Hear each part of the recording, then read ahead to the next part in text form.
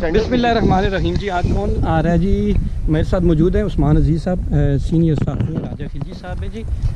Sir बताइएगा कि आज टेक्सला में एक हाई प्रोफाइल विज़िट हो रहा है पंजाब गवर्नमेंट की तरफ से ऑफिशियली। अच्छा, तो थोड़ा सा डिटेल बताइएगा। अच्छा, यहाँ पे मीर साहब मैं तो समझता हूँ अभी तक तो हमें ये भी नहीं कंफर्म कि परवेज़ रशीद साहब आ रहे हैं या ठीक है, मरियम औरंगज़ेब साहब आ रही हैं, ठीक है। लेकिन विजिट का पता चला है कि यहाँ पे ठीक है। तो साथियों को इन्फॉर्म भी नहीं किया गया सर। मैं सुन ले पहले सुन ले।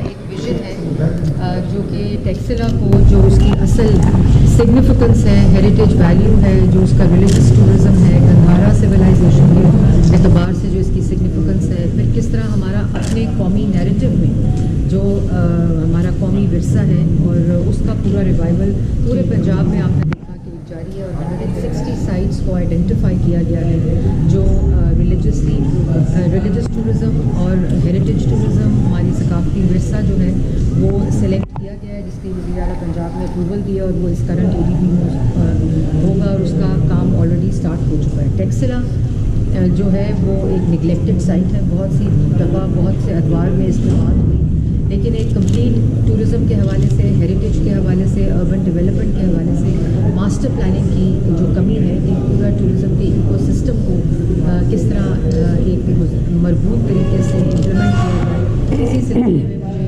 वज़ीर आला पंजाब ने यहाँ भेजा और उसका एक पहली नशिस्त हमने यहाँ की है। जो लोकल रिप्रेजेंटेटिव्स हैं, नुमाइंदे हैं, MPs हैं, हमारे यहाँ के जो स्टेक होल्डर्स हैं, उनसे मुशावरत का ये पहला सिलसिला है। लेकिन टेक्सला के जो शहरी हैं, जो कम्युनिटी है, उनकी इन्वॉल्वमेंट और उनकी जो ओनरशिप है, उसके बगैर ये जो ख्वाब है चीफ मिनिस्टर का, जो विज़न है चीफ मिनिस्टर का, वो मुकम्मल नहीं होता।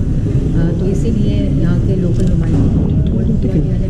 फिर जो हमारी यूथ है, एक तो टेक्सला को दोबारा हमारे कौमी बयानिए में आने की ज़रूरत है, एक टूरिज़म के बयानिए में आने की ज़रूरत है, हमारे कौमी सकाफती विरसे के बयानिए में आने की ज़रूरत है और इसी तरह यहाँ की जो यूथ है उसको इसकी ओनरशिप लेने की ज़रूरत है, क्योंकि ये तो एसेट है और ये ओनरशिप लोकल लेवल पे होगी तो उसके बाद इसके अंदर इसकी सस्टेनेबिलिटी भी होगी। तो इसका एक master plan short term, medium term, long term बनाने का विज़न है, जिसकी ये पहली नशिस्त थी जैसे कि मैंने आपको कहा। और इसके अंदर जो अभी स्टार्ट में हमें देखना है कि किस तरह की कंस्ट्रक्शन ओवर टाइम यहाँ हुई है, किस तरह की इंडस्ट्री यहाँ डेवलप हुई है, उसकी क्या ऑर्गेनाइजेशन है। बिल्कुल एक बेहंगम तरीके से जो डेवलपमेंट है, आप रोड की साइड में टेक्सला रोड भी अगर देखें तो क्राफ्ट्स बाज़ार होता था, पूरा एक कंप्लीट यहाँ की रिप्रेजेंटेशन होती थी, उसका कैसे रिवाइवल है। जो लोकल आर्टिस्ट है, आर्टिज़ान है, उसको किस तरह उसके काम को रिवाइव, उसके हुनर को किस तरह रिवाइव करने की ज़रूरत है। तो इन तमाम एस्पेक्ट्स के ऊपर और जो हेरिटेज साइट्स हैं जो यहाँ मौजूद हैं, उसका रिवाइवल कैसे, फिर यहाँ की जो लोकल पॉपुलेशन है जिसमें मैंने पहले कहा यूथ है, उनके लिए एक आर्ट्स कॉलेज, क्योंकि यहाँ का तो अपना एक इंडिजिनस आर्ट है जिसको प्रोटेक्ट करने की, जिसको प्रिजर्व करने की, जिसको कंजर्व करने की ज़रूरत है। तो इसमें भी मौजूद थे, प्लानिंग सेक्रेटरी भी मौजूद थे, CNW के भी मौजूद थे। तो एक होल ऑफ गवर्नमेंट अप्रोच के साथ इंशाल्लाह चीफ मिनिस्टर का ये विज़न जो है वो इम्प्लीमेंट करेंगे और टेक्सला के लोगों को मायूस नहीं करेंगे। पूरी दुनिया में ये चैलेंजेस होते हैं, लेकिन जब टूरिस्ट साइट्स डेवलप होती हैं, इकोनॉमिक एक्टिविटी जनरेट होती है, तो ये जो बाकी चीज़ें होती हैं, चैलेंजेस होती हैं, ये खुद ब खुद जो होता है ये उसको रिहैबिलिटेट करती हैं, रिकैलिब्रेट करती हैं।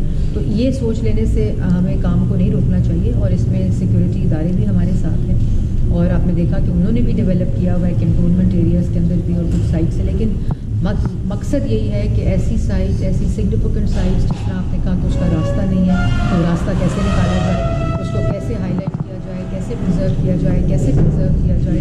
तो इस पूरी एक्सरसाइज का मकसद ही यही है जो मैंने आपको अभी बयान किया। ये जो मैंने बात पहले की कि इसमें हर एस्पेक्ट को देखा जा रहा है, सिक्योरिटी पॉइंट ऑफ व्यू को भी देखा जा रहा है, जो एडमिनिस्ट्रेटिव पॉइंट ऑफ व्यू है, resource allocation, financial resource allocation, एक लीगल फ्रेमवर्क, एक कंस्ट्रक्शन में बाय लॉज, एक टेक्सला जैसी हेरिटेज साइट में किस किस्म की कंस्ट्रक्शन होनी चाहिए, किस तरह की नहीं होनी चाहिए।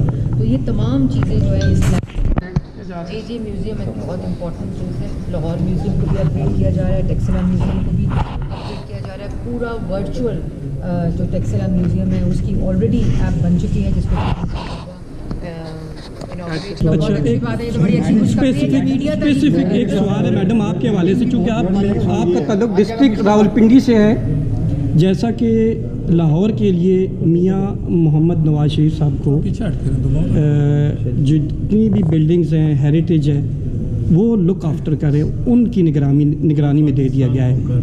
तो क्या समझते हैं कि बैसियत है डिस्ट्रिक्ट रावलपिंडी के, आप भी रिहायशी होने के, टेक्सला रिच आप कह रही हैं, आप समझती हैं, हम देख रहे हैं कि ये यहाँ पे सकाफत है, तो मियाँ नवाज शरीफ को भी डायरेक्ट यहाँ पर देखना चाहिए, इतना यानी कि यहाँ पे फ्लो आ सकता है। ये मियाँ नवाज शरीफ साहब की हुकूमत है जिसमें वज़ीर आज़म शहबाज शरीफ साहब हैं और वज़ीर आला मरीम नवाज शरीफ साहब हैं। जो अवामी खिदमत की लेगेसी मियाँ नवाज शरीफ साहब ने शुरू की थी, ये उसी का तसलसल है और वो पूरे पाकिस्तान को देख रहे हैं। कल शहबाज शरीफ साहब ने जो आवाम को रिलीफ दिया है बिजली में करके, ये किसी मुआवजे से कम नहीं है। और आज लोग, आपने जो सवाल किया, आज आवाम के दिमागों में और जहनों में भी ये सवाल है कि क्या वजह है कि जब मुस्लिम लीग नून की हुकूमत आती है तो मईशत भी ठीक हो जाती है, आपके जो मुल्कों से राब्ते हैं, आपकी फॉरेन पॉलिसी है वो भी रिवाइव होती है, दहशत गर्दी के ऊपर फोकस आता है, उसमें कमी होती है,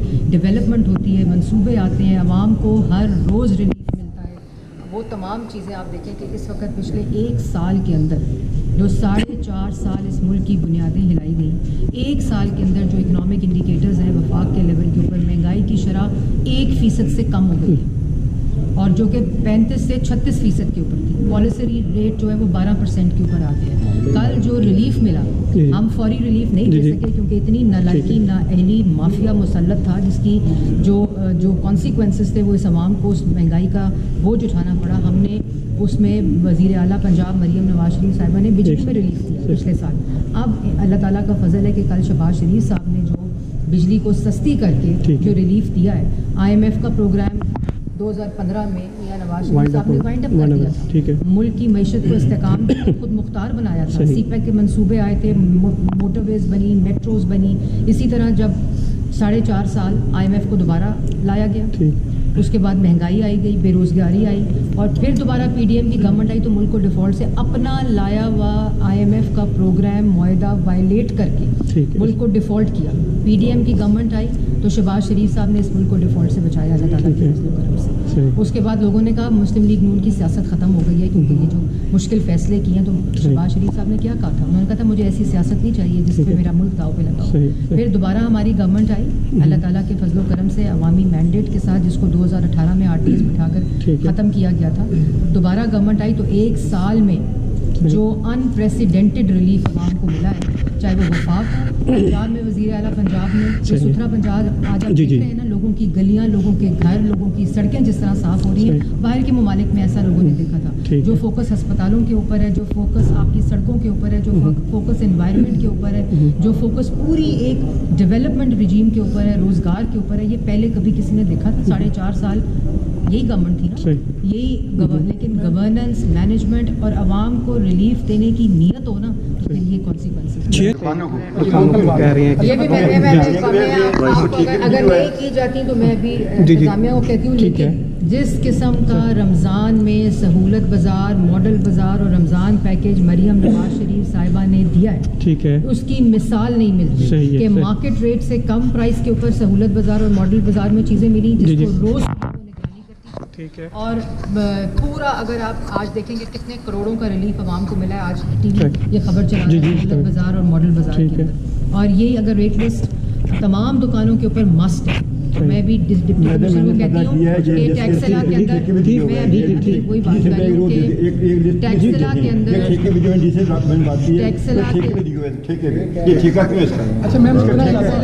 टैक्सला के अंदर अगर कोई वेट लिस्ट का प्रॉब्लम है तो मैं भी DC को कहती हूँ कि वो इनको डिस्प्ले करें, क्योंकि कोई इजाज़त लीगली नहीं है कानूनी तौर पे कि वेट लिस्ट डिस्प्ले ना करें।